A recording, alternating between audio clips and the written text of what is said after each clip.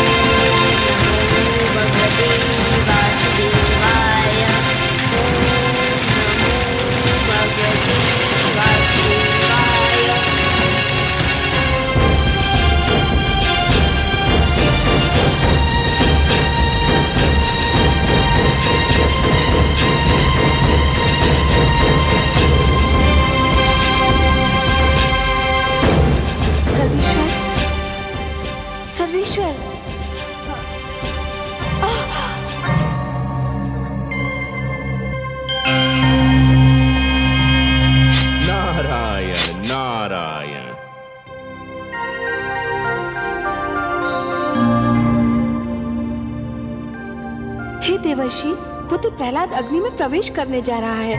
ये देखकर मैं आपके नारायण को सावधान करने गई तो वो स्वयं अग्नि में तप रहे हैं, मानो उनके शरीर से ज्वालाएं निकल रही हैं। आप बहुत दयालु हैं माते, ममता का भंडार है। प्रहलाद के स्नेह ने तो आपको सब कुछ भुला दिया। क्या भुला दिया? यही माते कि इस अवस्था में आपको इन्हें छूना नहीं चाहिए था।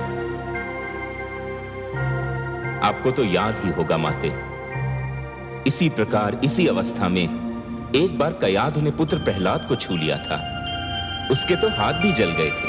हाँ, मैं तो सचमुच व्याकुलता में भूल ही गई थी। माते, पुत्र प्रहलाद को जो मैंने योग ज्ञान दिया था वह मेरे नारायण की ही तो देन थी। जब उसे इस अवस्था में कोई नहीं छू सकता तो मेरे नारायण तो योगेश्वर हैं, योग का स्रोत है, योग का आधार है, योग के आदि और अंत हैं, स्वयं योग हैं। इस अवस्था में तो आपके अतिरिक्त उनके कोई निकट भी नहीं पहुंच सकता। परंतु हे देवर्षि, मैं तो इनको प्रहलाद पर आए संकट के विषय में बताना चाहती थी। वही समस्या लेकर तो मैं भी आया था माते। मैं भी यही बताना चाहता था, परंतु नारायण को इस अवस्था में देखकर लगता है कि मुझे मेरी समस्या का समाधान मिल गया, मुझे मेरे प्रश्न का उत्तर मिल गया माते। मेरी तो सारी शंकाएं मिट गईं। नारायण नारायण।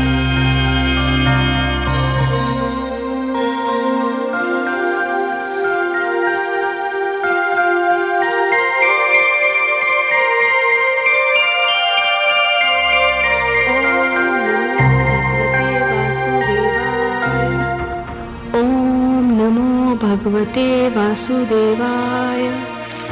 ओम नमो भगवते वासुदेवाय। पुत्र, तुम्हें भय तो नहीं लग रहा है? कैसा भय बुआ श्री? मुझे तो आनंद आ रहा है। जैसे जैसे लपटें मेरी ओर बढ़ रही है, मुझे विचित्र सी शीतलता का अनुभव हो रहा है। लग रहा है जैसे शीतल जल की लहरें मेरे शरीर को छू रही है। ओम नमो भगवते वासुदेवाय। ओम नमो भगवते वासुदेवाय। ओम नमो भगवते वासुदेवाय। ओम नमो भगवते वासुदेवाय। ओम नमो भगवते वासुदेवाय।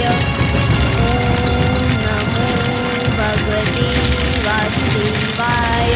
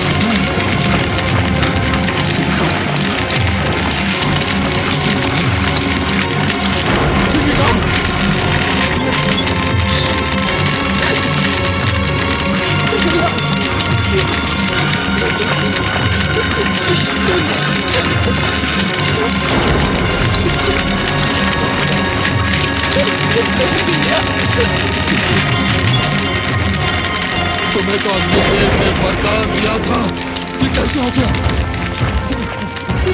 प्रहलाद की मायावी शक्तियों ने अग्निदेव के वरदान को मात दे दी। किसके मंत्र की शक्ति के आगे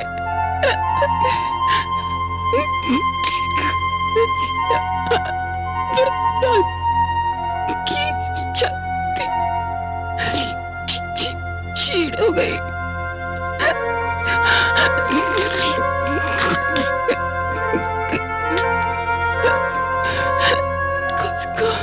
उसका जीवन नहीं छोड़िएगा, जीवन नहीं छोड़िएगा माताश्री। हमको भी मार डालेगा। नहीं,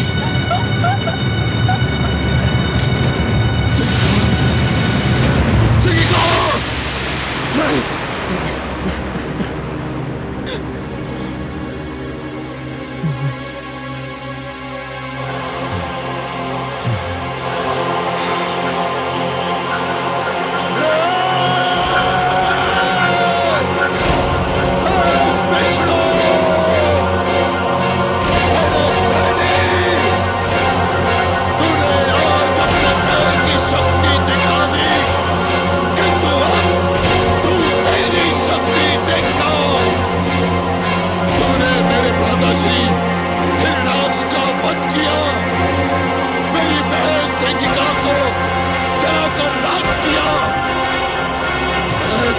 कदापि क्षमा नहीं करूंगा जब तक मैं तेरा सर्वनाश नहीं करूंगा, चैन की एक श्वास भी नहीं लूंगा।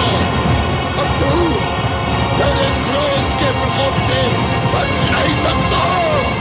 सुना तूने?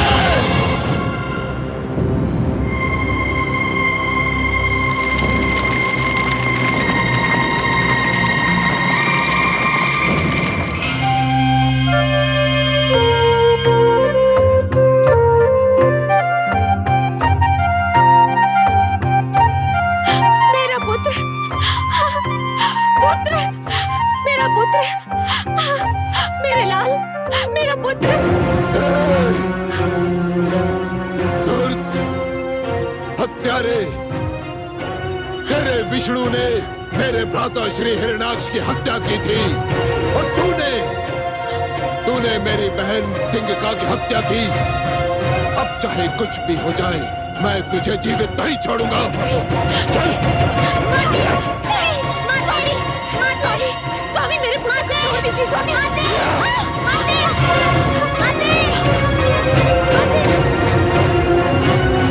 मेरा पुत्र, मेरा पुत्र।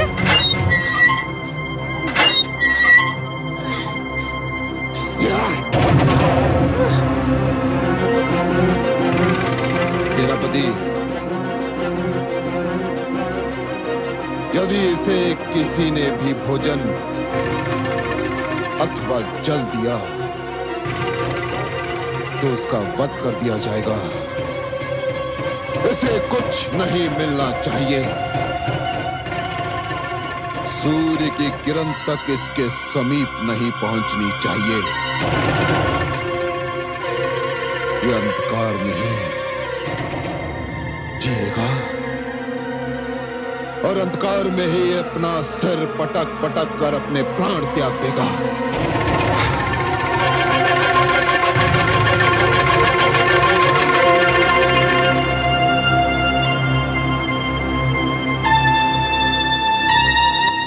देखा आपने महादेवी, सिंहिका को अपनी भूल का विस्मरण हुआ और उसका दंड भी मिला। हे दया सागर, हे करुणा सिंधु, आपको कोटि कोटि धन्यवाद। आपने मेरे पुत्र की रक्षा की। महादेवी, अग्निदेव ने जो अग्नि प्रज्वलित की थी उसमें सोना भी था और कोयला भी। प्रहलाद सोना था जो तपकर कुंदन बन गया और सिंहिका कोयला थी सो जलकर राख हो गई। मैं वास्तव में बहुत प्रसन्न हूँ कि अग्निदेव ने सिंहिका को जलाकर भस्म कर दिया। केवल सिंहिका को नहीं महादेवी, सिंहिका के रूप में इस अग्नि ने पाप, खोट, असत्य और अहंकार को जलाकर भस्म कर दिया। इस अग्नि ने तो समस्त संसार के तन मन का सारा मैल जलाकर राख कर दिया। सिंहिका तो जलकर भस्म हो गई, पर अपने पीछे एक इतिहास छोड़ गई। कैसा इतिहास कमल नयन? सिंहिका अग्नि में जलकर होलिका बन गई। उसका सिंहिका नाम भुला दिया जाएगा महादेवी। इतिहास उसे होलिका कहकर पुकारेगा। एक नई परंपरा जन्म ले चुकी है महादेवी। वसंतोत्सव में होलिका को जलाकर पाप का अंत करने की एक परंपरा बन जाएगी। पाप की होली जलाई जाएगी और यह उत्सव मनाया जाएगा रंग खेलकर, गुलाल उड़ाकर। महादेवी, होलिका अब सदा के लिए असत्य की पराजय का एक प्रतीक बनकर रहेगी। परंतु हे सर्वेश्वर, आप देखिएगा, अब हिरण्यकशिपु अपना सारा क्रोध अग्निदेव पर उतारेगा। वो बल खा रहा है क्योंकि अग्निदेव ने सिंहिका को जो वरदान दिया था वो तो असफल हो गया। मुझे अब अग्निदेव से सहानुभूति हो रही है। महादेवी, जिस प्रकार अग्नि इस्पात को गला तो सकती है परंतु जला नहीं सकती, उसी प्रकार हिरण्यकशिपु देवताओं को आतंकित तो अवश्य कर सकता है, परंतु वो उन्हें मार नहीं सकता। इसीलिए तो मैंने मोहिनी रूप धारण करके देवताओं में अमृत बांटा था कि सारे देवता गण जन्म और मृत्यु के चक्र से बाहर निकल आए। महादेवी, सिंहिका ने तो अपनी करनी का फल पाया, उसे दंड मिला, परंतु अग्निदेव को भी इस प्रश्न का उत्तर अवश्य देना होगा कि सिंहिका के चरित्र को जानते हुए भी उन्होंने उसे इतना महान वरदान क्यों दे दिया।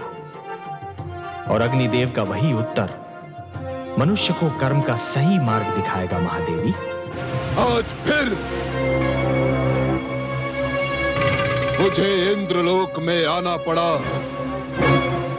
इंद्रासन पर बैठना पड़ा, केवल तुम देवताओं को यह स्मरण कराने के लिए कि अभी तक देवलोक का स्वामी मैं हूं। मैं भगवान हिरण्यकशिपु, अभी तक यह आसन मेरा है, मेरा। अभी तक तुम सब मेरे अधीन हो। मैंने तुम सब पर विजय प्राप्त की थी, तुम सब पर। मैंने तुम्हारे अहंकारी सिर अपनी शक्ति से झुकाए थे, अपनी शक्ति से झुकाए थे मैंने। अग्निदेव, कहो तुम, सामने आओ।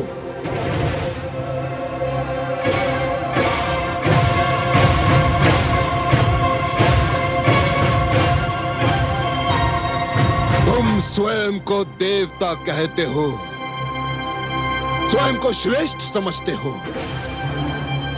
धिक्कार है तुम्हारे देवता होने पर, धिक्कार है तुम्हारी शक्तियों पर, धिक्कार है तुम्हारे वरदान पर। क्या लाभ है तुम्हारे देवत्व से, क्या लाभ है तुम्हारे वरदान का? अग्निदेव, तुमने मेरी बहन सिंहिका को वरदान दिया था कि अग्नि उसे क्षति नहीं पहुंचा सकती, किंतु तुम्हारा तुच्छ और क्षीण वरदान परीक्षा का पहला आघात भी सहन न कर सका, पहला आघात भी नहीं।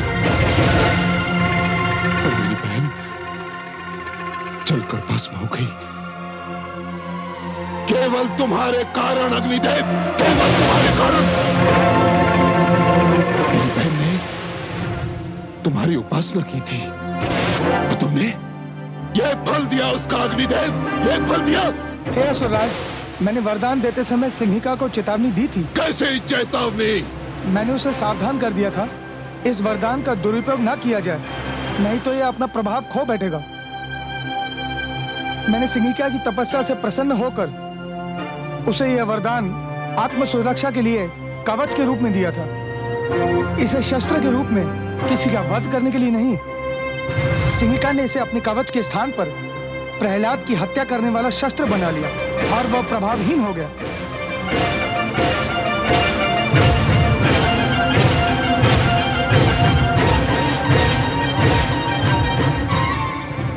प्रभावहीन हो गया तुम्हारा वरदान।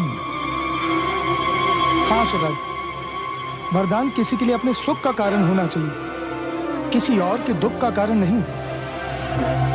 और सिंहिका ने इस सत्य को भुला दिया, इसलिए वही हुआ जो होना था। इसमें मेरा कोई दोष नहीं और न मेरे दिए हुए वरदान का। असुरराज, छली हो तुम,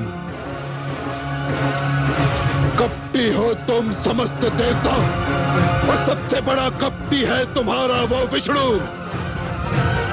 यदि उसने तुम सबको छल से अमृत न पिलाया होता तो अभी इसी घड़ी इसी स्थान पर तुम सबके सिर धड़ से अलग कर देता। सेनापति अश्वमित्र,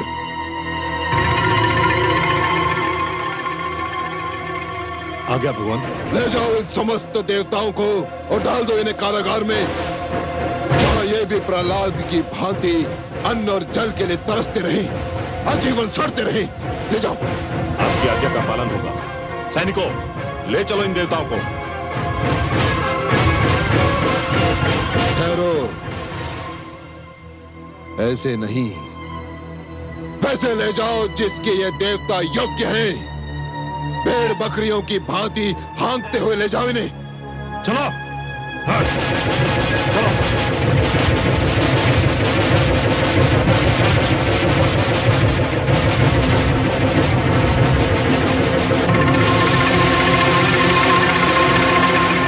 दुष्ट प्रहलाद ने तुम्हारी माताश्री, मेरी प्रियतमा, मेरी जीवन संगनी सिंहिका की हत्या कर दी।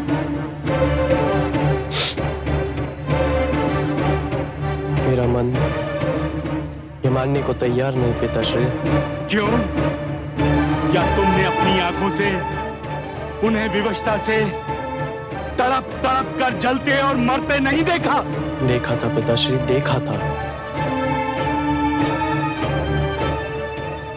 परंतु अग्नि में तो उन्होंने पहले भी प्रवेश किया था और आप ही कहते थे कि उन्हें कभी तनिक सी भी क्षति न पहुंची थी।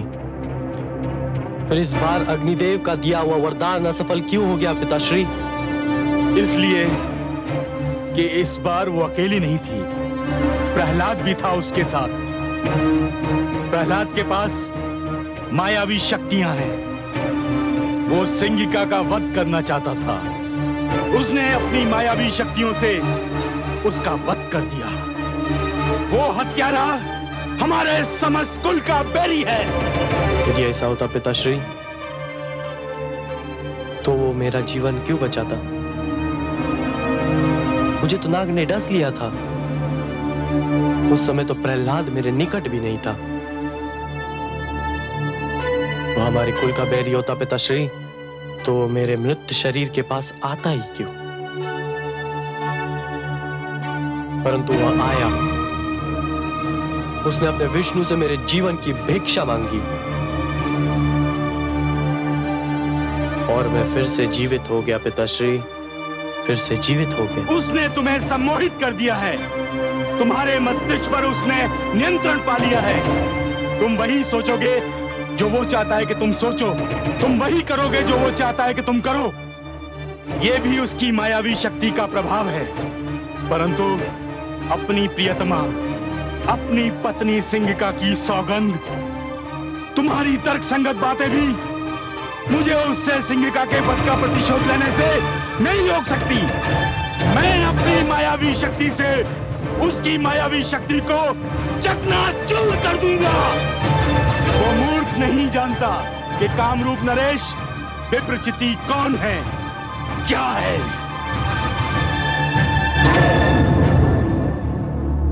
पिताश्री, नारायण नारायण। स्वागत है देवर्षि, आपका स्वागत है। आज हमें कैसे स्मरण किया? आपका स्मरण तो मेरे जीवन का उद्देश्य है।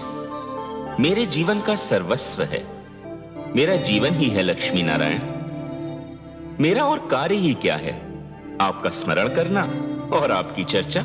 बताइए, क्या समाचार सुनाने आए हैं? सृष्टि का कौन सा भेद, कौन सा समाचार, कौन सा रहस्य आपसे छिपा है लक्ष्मी नारायण? मैं तो बस अपनी एक उलझन सुलझाने, अपने एक प्रश्न का उत्तर पूछने आपकी सेवा में उपस्थित हुआ हूं। तो पूछिए ना। हे लक्ष्मी नारायण, आप माया के स्रोत हैं, माया का भंडार हैं, माया के रचयिता हैं। फिर ये विप्रचित्ती किस मायावी शक्ति की बात कर रहा है?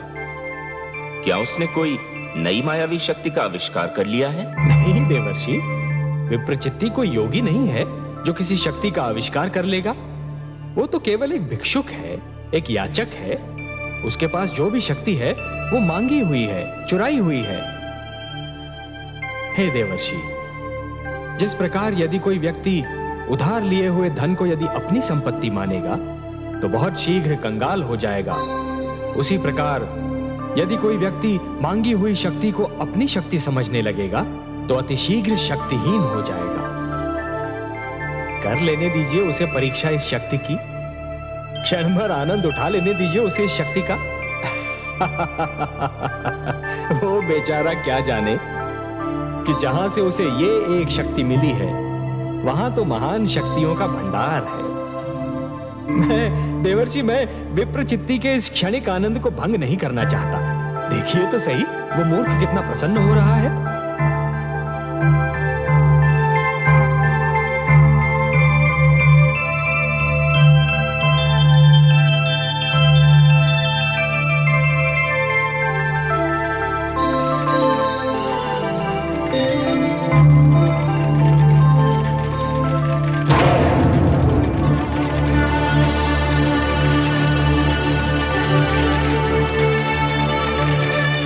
सुभाश्री, आप? प्रणाम। मुझे बुआशी की मृत्यु का बहुत दुख है। मैं स्वयं आपके पास शोक व्यक्त करने के लिए आना चाहता था, किंतु दुष्ट, तू मुझे भी अपने छल कपट में फांसना चाहता है, किंतु मैं तुझे ऐसी मृत्यु दूंगा जो तूने कभी सोची भी नहीं होगी। विष्णु ने तुझे अग्नि में जल मरने से तो बचा लिया, किंतु देखता जल में डूब मरने से कैसे बचाएगा। हाँ।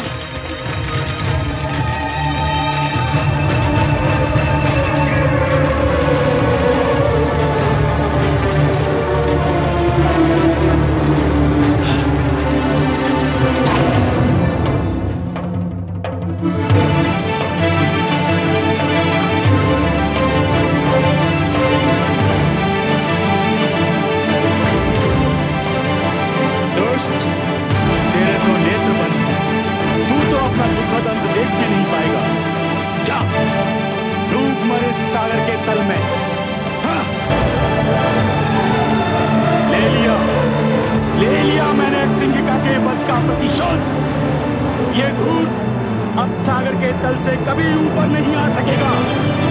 ये सागर का जल इसकी समाधि बन जाएगा।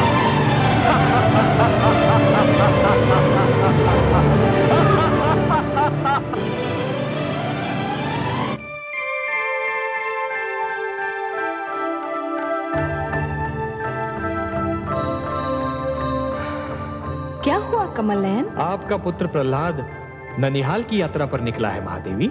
ननिहाल की यात्रा? कहाँ? आप भूल गई महादेवी, इस बार आपने सागर पुत्री के रूप में जन्म लिया है, तो सागर आपके पिता हुए और उनका घर प्रहलाद का ननिहाल ही तो हुआ। विप्रचित्ती प्रहलाद को सागर में फेंकने निकला है। पिताश्री नहीं जानते कि प्रहलाद को मैंने अपना पुत्र माना है। कुछ अनर्थ ना हो जाए, उसकी रक्षा कीजिए प्रभु। जैसी आपकी इच्छा।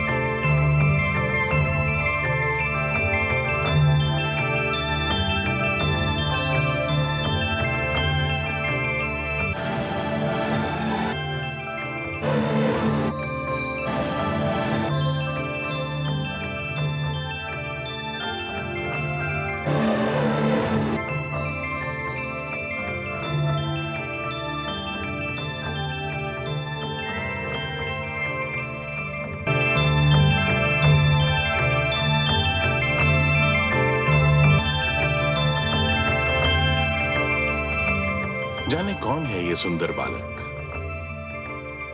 मुख पर इतना तेज कि आंखें नहीं ठहरती। कैसी मीठी निद्रा में सो रहा है वो। फिर उसे जगाकर पूछना भी तो उचित नहीं होगा ना। जाने कैसे सपने देख रहा होगा। किंतु ये कमल हमसे कह रहा है कि निश्चित इस मनमोहक बालक का संबंध हमारे जामाता श्री हरि विष्णु और पुत्री लक्ष्मी के साथ है। कमल जो हमारे जामाता के हाथ की शोभा भी है और पुत्री लक्ष्मी का आसन भी।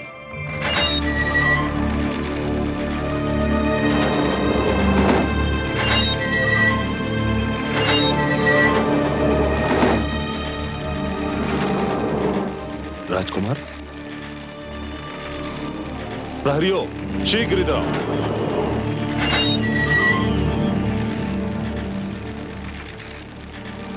राजकुमार कहां गए? श्रीमान अभी तो यही थे। किसी ने कारागार का द्वार खोला था? नहीं श्रीमान, जब से भगवान हिरण्यकश्यप ने राजकुमार को यहाँ बंदी बनाया तब तो द्वार खोला ही नहीं। जाने क्या रहस्य है। मुझे तुरंत भगवान को इसकी सूचना देनी होगी।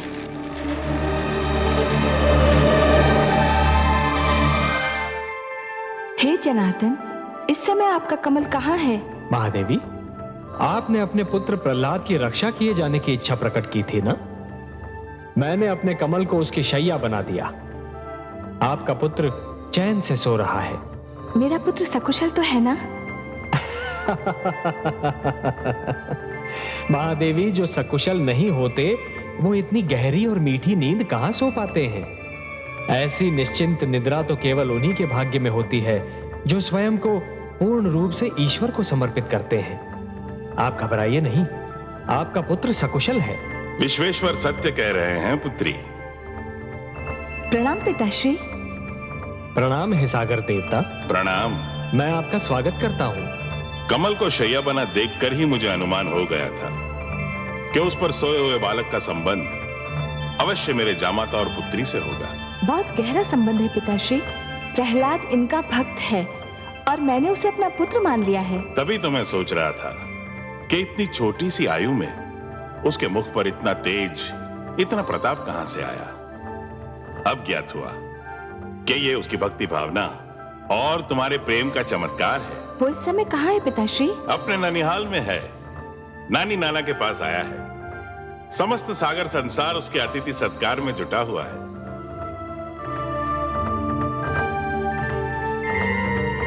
कहां लुप्त हो गया वो दुष्ट? कहां लुप्त हो गया? सिंगिका सत्य कहती थी कि उस धूर्त ने मायावी शक्तियां प्राप्त कर ली हैं और जिनका प्रयोग वो मेरे विरुद्ध करना चाहता है, भगवान हिरण्यकश्यप के विरुद्ध।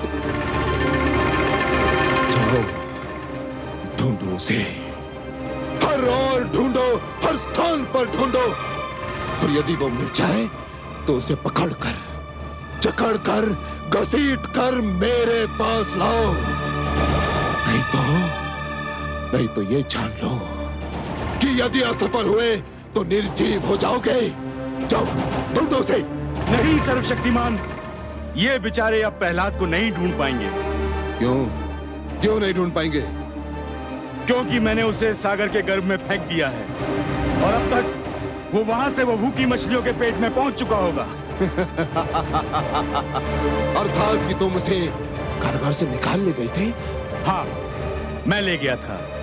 उसने मेरी जीवन संगनी को जलाकर भस्म कर दिया था और मैंने उसे सागर के जल में डुबोकर मार दिया।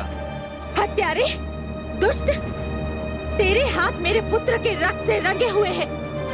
तुमने हर जतन करके देख लिया। जब तुम मेरे पुत्र का कुछ नहीं बिगाड़ पाए तो तुमने कायरों की बातें उस पर उस समय वार किया जबकि वो सो रहा था। तुमने मेरे पुत्र की हत्या की है। मैं तुम्हें कभी क्षमा नहीं करूंगी। हत्यारे हो तुम, हत्यारे हो तुम लोग, हत्यारे हो।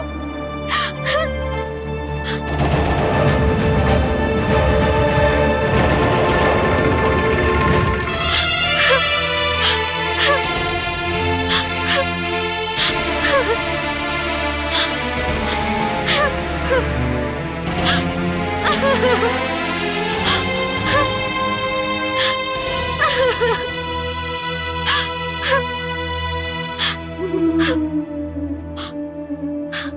समुद्र देव, मैं आपसे अपना पुत्र वापस लूंगी। आपको मेरा पुत्र वापस लौटा नहीं होगा, लौटाना होगा मेरा पुत्र वापस। मेरा पुत्र, मेरा लाल,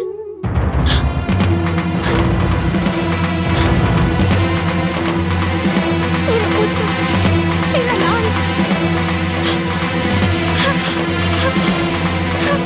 हाय मेरा पुत्र, मेरा पुत्र, हाय मेरा पुत्र, मेरा पुत्र, मेरा लाल, हाय मेरा पुत्र, मेरे लाल, मेरा पुत्र। हे सागर देव, आप विशाल है, आपका हृदय विशाल है।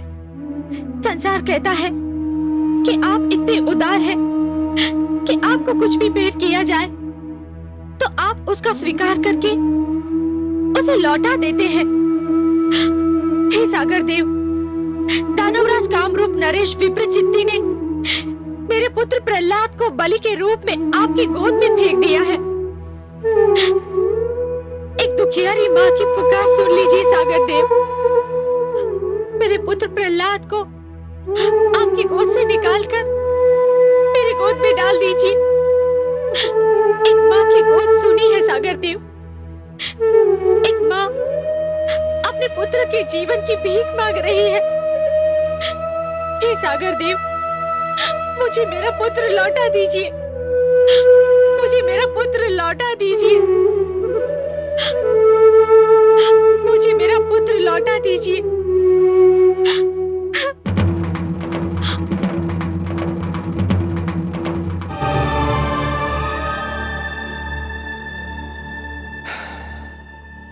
देखिए आपने विधि की विडंबना महादेवी।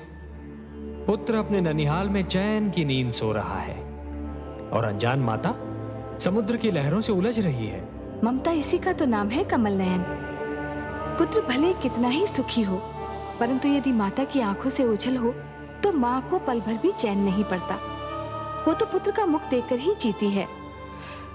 बेचारी कयाधु, उसे तो ये भी पता नहीं कि उसका पुत्र कहाँ है, क्या कर रहा है।